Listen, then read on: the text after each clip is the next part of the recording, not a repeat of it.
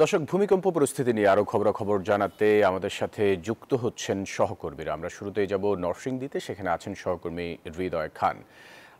হৃদয়, গতকালও নরসিংদীতে পরাঘাত অনুভূত হয়েছে।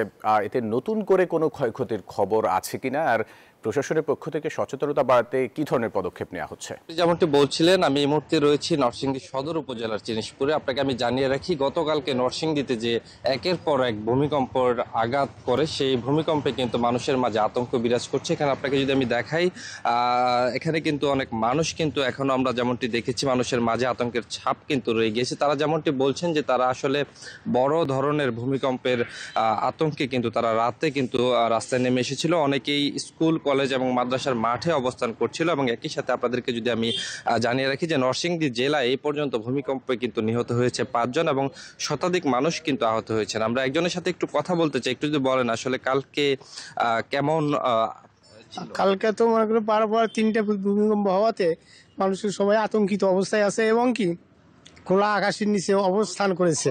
তাই আমি বলতে চাই জনসাধারণকে এবং আপনাদেরকে যেন আল্লাহ তাআলা যেন মানুষকে ঈমান দান করে এবং আল্লাহ যেন তাদেরকে সহায়তা করে। এই ভয় পাওয়ারই কথা আর কি।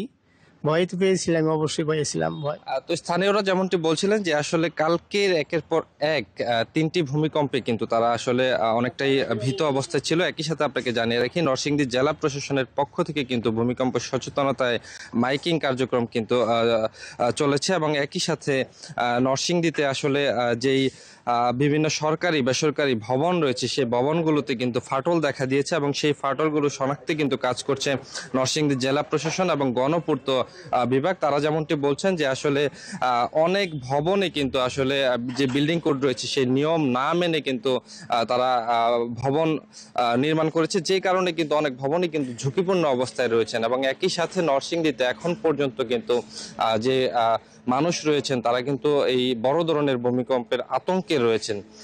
সবকিছু মিলিয়ে নরসিংদী থেকে এই ছিল আমার কাছে সর্বশেষ। একই খবর জানতে আমি চলে যাব চট্টগ্রামে। সেখানে অপেক্ষা করছেন আমাদের আরেক সহকর্মী নয়ন বড়ুয়া জয়, জানাবেন সেখানকার পরিস্থিতি। দেখতে পাচ্ছেন আমরা যে ভবনটি দেখানোর চেষ্টা করছি, এই ভবনটি হেলে পড়েছে গতকাল আগের দিন, যেটি বড় ধরনের ভূমিকম্প যেদিন হয়েছিল শুক্রবারে, সেদিনে কিন্তু হেলে পড়েছে। দেখতে পাচ্ছে যে ভবনটি একেবারে ছয়তলা ভবন, আরেকটি ছয়তলা ভবনের পাশে যে ভবনটি ছিল সেই ভবনের উপরে হেলে পড়েছে, একেবারে একটার সাথে একটা লেগে গেছে। তাহলে বুঝতে পারছেন যে কতটুকু ঝুঁকিতে আছে এখানে এই ভবনের যে বাসিন্দারা আছেন। তো তারা বলছেন যে আগেও যখন ভূমিকম্প হয়েছিল তখন কিন্তু এই সমস্যাটি ওই সময় হেলে পড়েছে, তবে এবারের যে ভূমিকম্প, এই ভূমিকম্পের সময় কিন্তু সবচেয়ে বেশি এখানে হেলে পড়েছে বলে আমাদেরকে জানিয়েছেন। তো সব মিলে বলা যায় এখানে যে হেলে পড়েছে ভবনটি, হেলে পড়ার কারণে কিন্তু এখানে যারা বাসিন্দা আছেন তারাও কিন্তু একটু আতঙ্কের মধ্যে আছেন। তো তাদেরকে সরিয়ে যাওয়ার জন্য নির্দেশ জারি করা হয়েছে।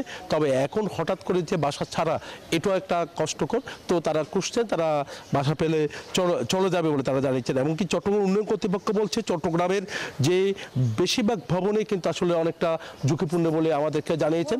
তো ঝুঁকিপূর্ণ ভবনগুলো তারা ভেঙে ফেলার জন্য কিন্তু তারা নির্দেশ জারি করবে, তবে সিটি কর্পোরেশনের উপর নির্ভর বলে তারা আমাদেরকে জানিয়েছেন। তো এখানে যে ভবনগুলো, চট্টগ্রামে যে ভবনগুলো আছে, বেশিরভাগ ভবনে কিন্তু আসলে বহুতল ভবন, একই সাথে পুরনো ভবনও আছে। সব মিলিয়ে কিন্তু আসলে বলা যায় একটা ভয়াবহ অবস্থা যদি হয় তাহলে কিন্তু প্রাণহানির সংখ্যা থেকে যায় বলে মনে করছেন।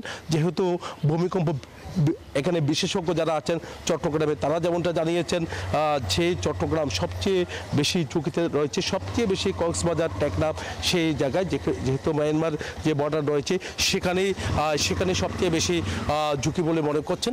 তো দ্রুত যে ভবনগুলো আছে প্রাণহানি ঠেকাতে হলে কিন্তু মানুষের যেমনটা সচেতনতা দরকার, একই সাথে কিন্তু আসলে যে ভবন ছাড়াও কিন্তু আসলে মানুষের সচেতনতা তো বাড়তে হবে। তবে যে ভবনগুলো ঝুঁকি রয়েছে সেই ভবনগুলো অপসারণ করার দাবি রয়েছে তাদের। এই ছিল আমার এখানকার সর্বশেষ। ফিরে যাচ্ছে আমার সহকর্মী, অপেক্ষা করছে সিলেটের নাজেরের কাছে। ধন্যবাদ জয়। আমি আছি এখন সিলেটে। আমরা যেমনটি জানি সিলেট কিন্তু বরাবরই ভূমিকম্পের জন্য ঝুঁকিপূর্ণ এবং সিলেটকে রেড জোন হিসাবে ধরা হয়। আমরা জানি সিলেটে ডাউকি ফল্ট খুব সক্রিয় রয়েছে, যার ফলে সিলেটে বারবারই ভূমিকম্প হচ্ছে। সিলেটের শুধু ডাউকি নয়, সিলেটে আরো বেশ কয়েকটি ফল্ট সক্রিয় আছে, যার ফলে সিলেটে ছোট ছোট ভূমিকম্প হয়েছে। গত মাসেও সিলেটে 5.6 মাত্রার ভূমিকম্প হয়েছে, এবারও কিন্তু ভূমিকম্প হচ্ছে। বিশেষ আবহাওয়া অধিদপ্তর যেটি বলছে, এই ছোট ছোট ভূমিকম্প আসলে বড় ভূমিকম্পের একটি লক্ষণ। যেহেতু সিলেট খুব সক্রিয় ফল্টে রয়েছে, রেড জোন বলা হচ্ছে, যার ফলে যে কোনো সময় সিলেটে বড় ধরনের ভূমিকম্প হতে পারে এমনটি তারা বলছেন। বিশেষজ্ঞরা যেটি বলছেন, সিলেটে কিন্তু বেশ কিছু ঝুঁকিপূর্ণ ভবন তারা তালিকা করেছেন সিটি কর্পোরেশনের পক্ষ থেকে। তারা যেমনটি বলছেন 24টির মতো ভবন তারা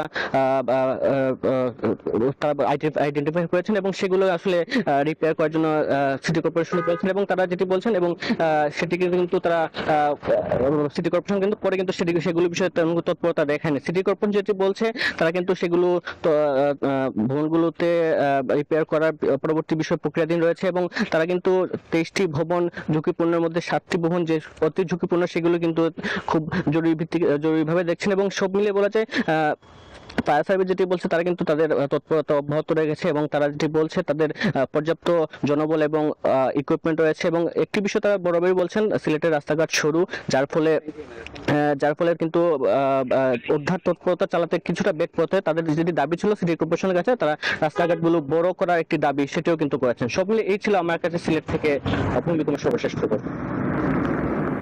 নাজাত আহমেদ পুরকায়স্থ, নয়ন বড়ুয়া জয় এবং হৃদয়, আপনাদের তিনজনকে ধন্যবাদ আমাদের সাথে যুক্ত হওয়ার জন্য।